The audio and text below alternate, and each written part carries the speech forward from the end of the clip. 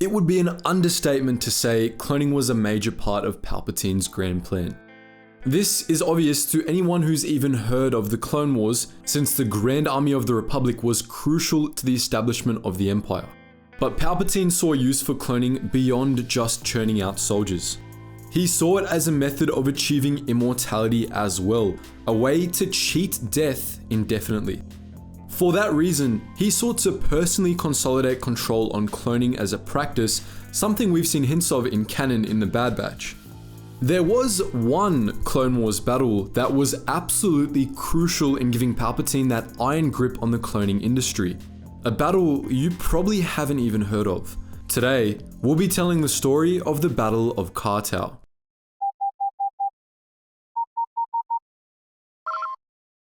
Attention, Sergeant on deck!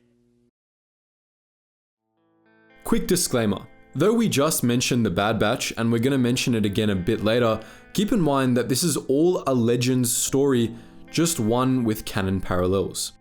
Our story begins on Cartao, a remote, little-known planet in the expansion region's Prakla sector. The planet was the homeworld of the Kransok, a highly unusual insectoid species that mostly kept to itself. The Kransok had a fairly small population due to their slow reproductive process, and since they communicated with each other by changing colors, they had a rather difficult time connecting with other sentient species. This meant that they were somewhat isolated from the rest of the galaxy, though they were perfectly open to other species. Cartao was home to an untapped but potentially game-changing resource, a factory called Spaarti Creations. This massive complex was a kilometer in size and wholly alien to anything that we here on Earth would recognize as a factory, instead resembling a massive weed patch.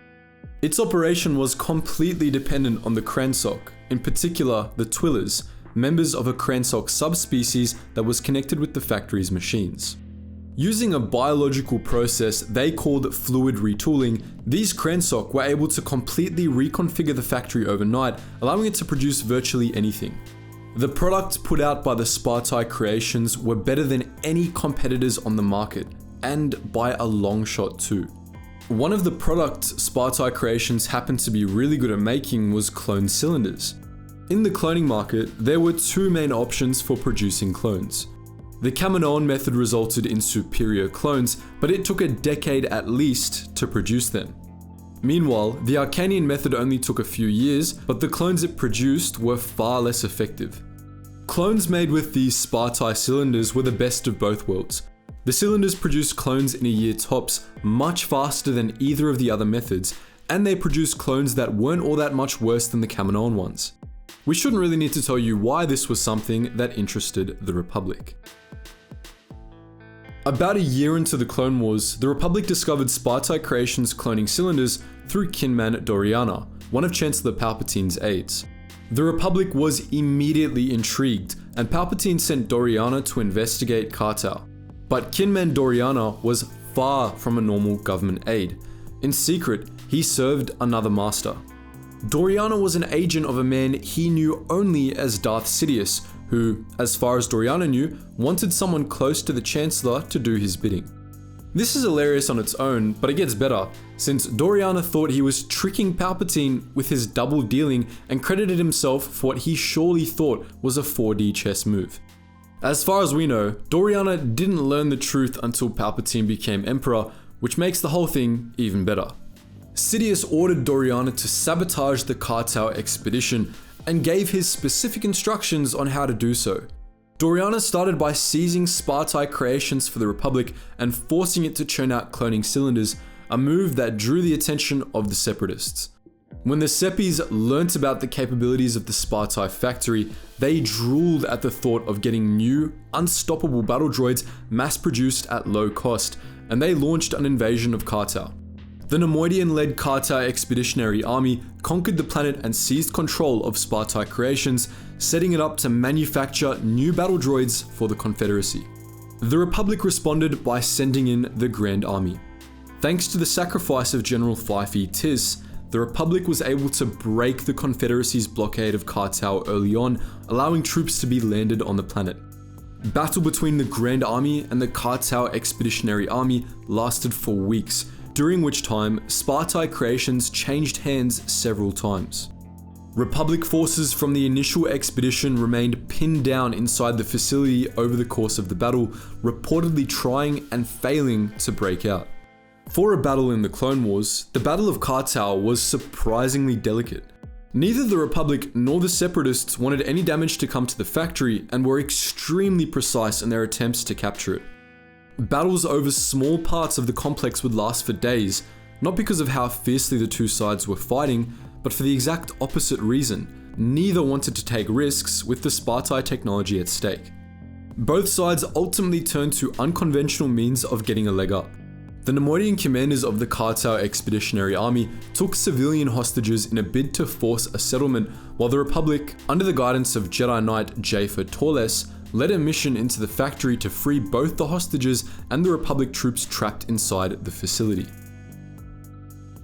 Despite the back and forth, the battle came to an abrupt end just a few weeks after the Separatist invasion. On Darth Sidious's orders, Kinman Doriana remote steered a Republic gunship into the roof of the Spaarti complex, sparking a fire that destroyed the entire facility. The technology within was melted by the blaze, and the whole enterprise was ruined. The Republic-controlled Holonet News reported that the destruction of the facility was the result of a Jedi-ordered strike. Following this, the Separatists retreated from Cartao, believing that this effort is no longer profitable! Loyalists across the galaxy were outraged by the destruction of Spaarti Creations, which became yet another blow to the credibility of the Jedi Order. Publicly, the Republic mourned the loss of its potential strategic advantage. What the greater galaxy didn't know, however, was that Spaarti Creations had fulfilled its order of cloning cylinders before the Separatists invaded. Those cloning cylinders, now the last of the Spaarti model in the galaxy, were sent off to one Darth Sidious. In his guise as Supreme Chancellor Palpatine, Sidious had thousands of the cylinders moved to a secret cloning facility on Centax II, one of Coruscant's moons. There, the cylinders began churning out clone troopers at incredibly rapid rates.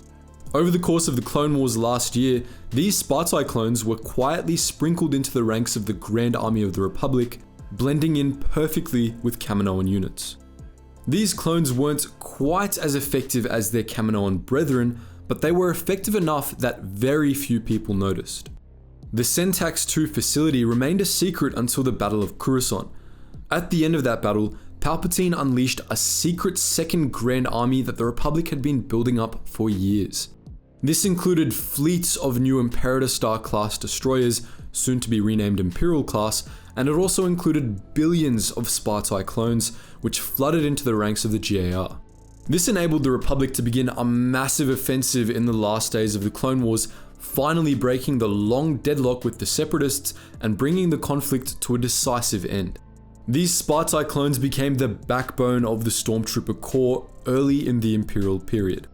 But Centax II wasn't the only place where Sidious sent his cloning cylinders to.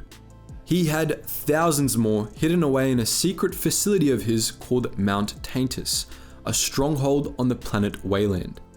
This, for the record, was the fortress that Nala Se was taken to at the end of the Bad Batch in canon, though apparently in canon, Wayland is spelled a bit differently with an E instead of an A. In Legends, Mount Taintus was basically Palpatine's secret laboratory, and he used the cloning cylinders there for experiments, often dark-side related ones. During the Dark Times, this included the resurrection via cloning of Joris C. Balth, a Jedi Master that Palpatine had respected, who was turned to the dark side and made to serve as the fortress's gatekeeper. The remaining cloning cylinders were relocated to Biss, which, during the time of the Empire, was Palpatine's secret throne world. There, he had them grow backup clone bodies for himself, which he used to cheat death after the Battle of Endor. So that's our look at the Battle of Cartao, an obscure Clone Wars battle that was crucial to Palpatine's plan. But what do you think? Would you be interested in hearing about the other Star Wars stories Timothy Zahn wrote with many of the characters we've mentioned today? Let us know all that and more in the comment section below. And as always guys, thank you so much for watching, and I hope to see you in the next video.